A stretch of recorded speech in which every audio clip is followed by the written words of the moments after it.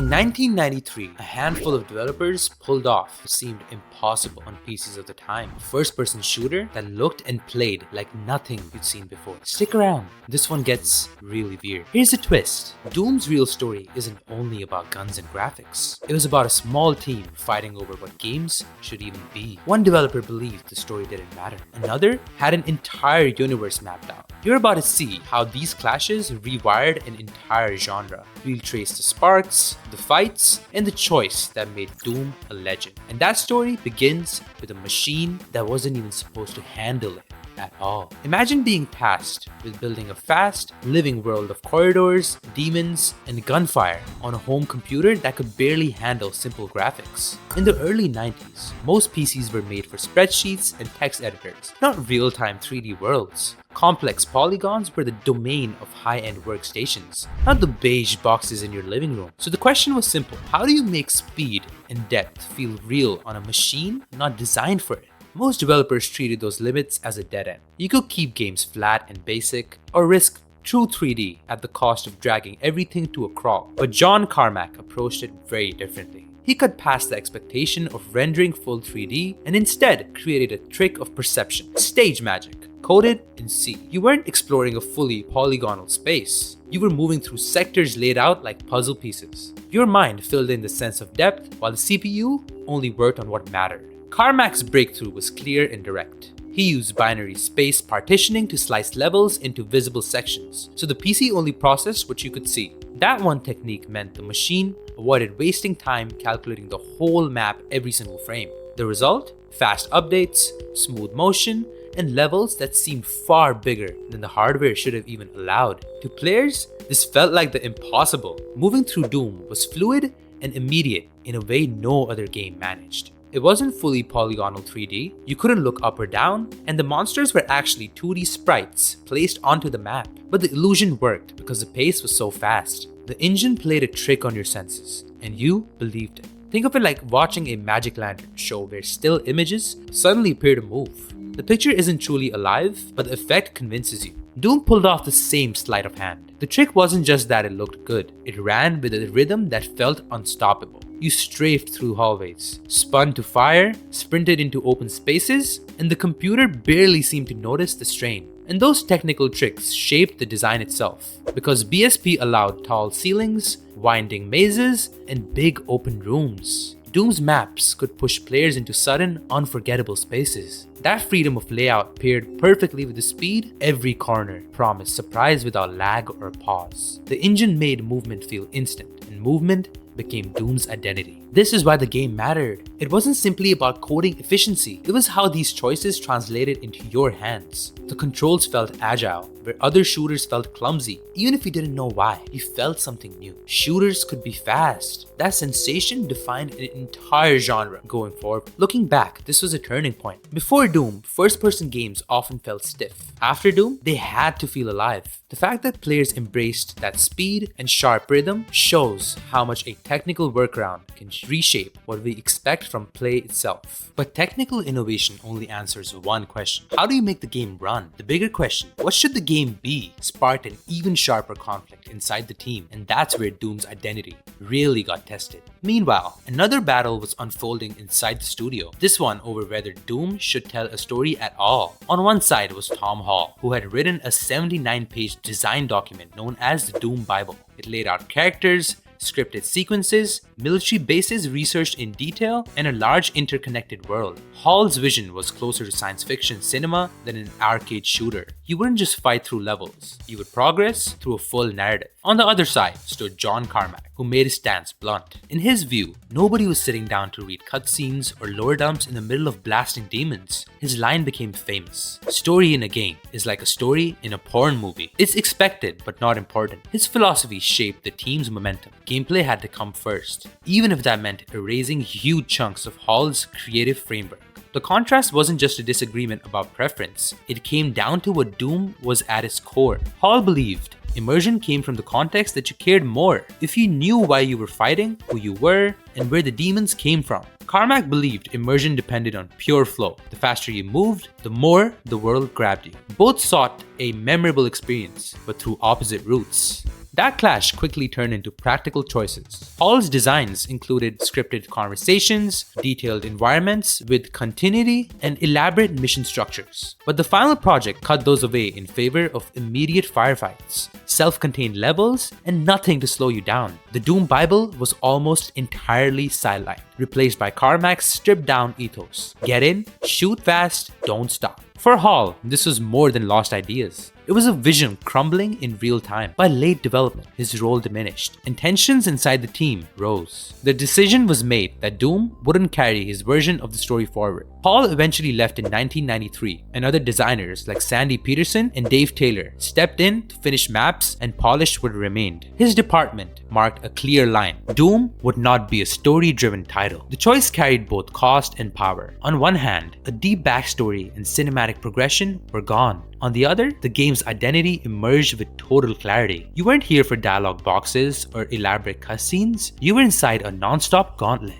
The lack of narrative didn't feel like absence. It felt like freedom. With no script telling you how to interpret it, you projected your own meaning onto the chaos. For some, you were a nameless marine on Mars. For others, you were simply yourself with a shotgun against hell. In hindsight, this risk looks bold. Cutting away story elements narrowed Doom to one raw promise, adrenaline over explanation. That single decision not only defined Doom, but set the template for modern shooters. The idea that pace, rhythm, and immediacy mattered more than exposition reshaped what an entire genre would become. And that identity was about to explode outside of the studio. Because once Doom existed in this lean, fast form, another question took center stage. How far could it spread? And what would even happen when the world actually got its hands on it? What came next was something the gaming world had never seen before. A release so explosive, it overwhelmed the very networks carrying it. Doom's first episode was launched as Shareware, a model where one full chapter was free and the rest had to be purchased. The strategy was simple but daring. Give players a taste, let them copy and trade it freely, and let the game's own quality do the selling.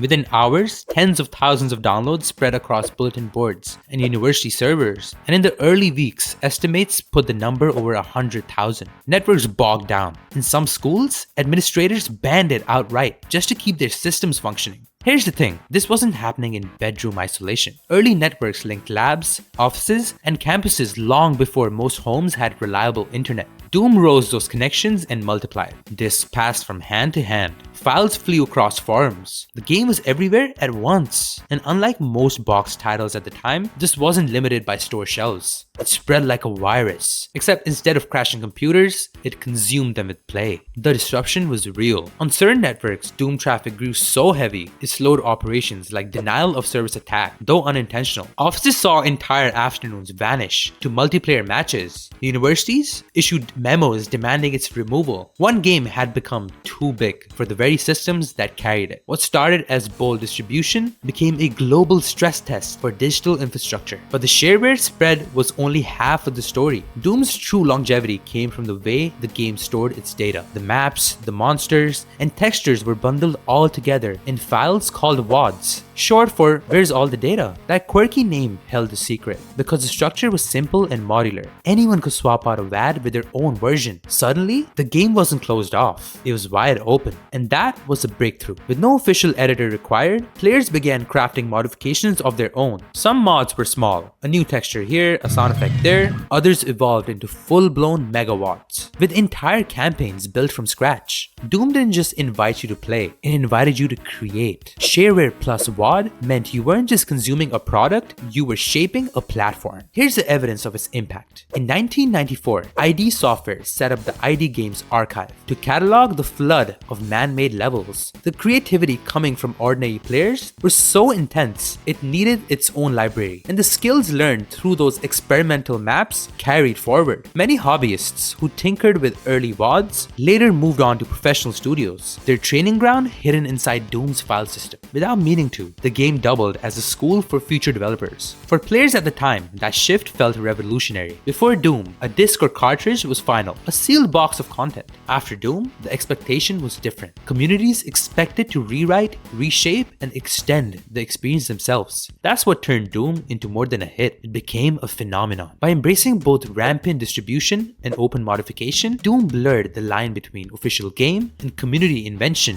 It grew stronger the more it was copied, and richer the more it was imagined. That balance of speed, access, and creativity transformed a single release into a global moment. And that moment came with consequences. Doom had redefined what a shooter could be, both technically and culturally. But when you're the game that dominates so completely, the question isn't how you rise, it's how long you can hold that ground. Doom's rise left it with a strange burden. Once you set the standard, everyone measures you against whatever comes next. In the mid-90s, Doom just wasn't a hit. It was framed as the PC game. The term deathmatch entered everyday gaming language because of it, turning LAN battles into a new social arena that stretched far beyond single-player corridors. For a time, its hold on the culture seemed absolute. Shooter after shooter was either described as a Doom clone or dismissed as trying to imitate it. But the change of pace in games was relentless. By 1996, ID Software itself pushed forward with Quake, a game built on real-time 3D polygons instead of Doom's clever illusions. Characters in Quake were no longer 2D sprites, faked into depth.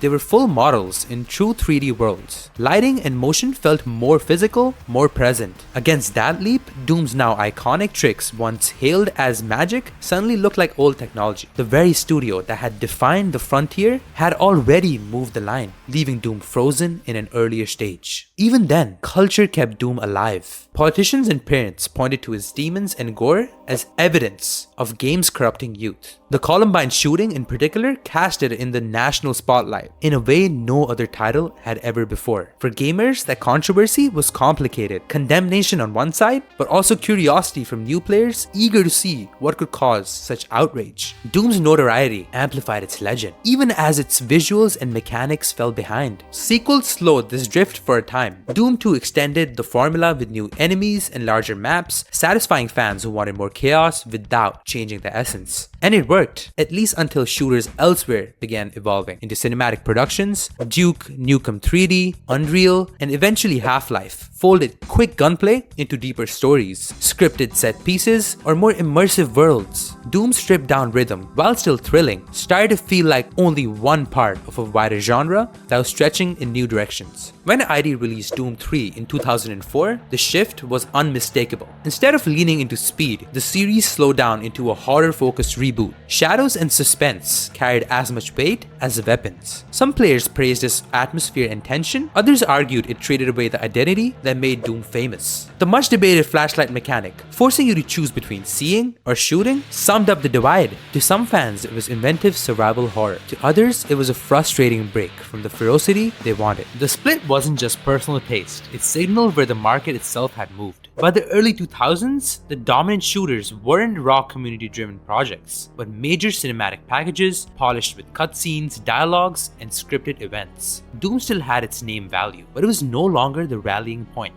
Its DNA, deathmatch multiplayer, mod culture, pure rhythm lived on everywhere, built into games that captured bigger audiences. But Doom no longer stood at the very front of the wave it had created. As one critic put it, the series stopped leading the frontier it had opened. Other developers took its ideas and repackaged them for a broader, modern era. Here's the thing, being eclipsed didn't erase Doom's impact. Even while rivals pressed forward, Doom remained a reference point. The title invoked in arguments about violence in games, the influence cited by young designers, the memory fueling entire communities of modders. Its legend was too large to vanish, even when its formula felt dated. Meanwhile, Doom's deathmatch, its open WAD files, and its controversies kept it part of its cultural conversation long after the technological spotlight had moved elsewhere. Doom's story is not a simple arc of rise and fall. It's a cycle of innovation, cultural clashes, and reinvention. And when you step back, its place in history points to something larger than one franchise. Because Doom wasn't just a product of its time, it was a spark that showed how speed, simplicity, and community could permanently shift what games meant. So what does all of this add up to? Doom's legacy came down to three choices that reshaped gaming.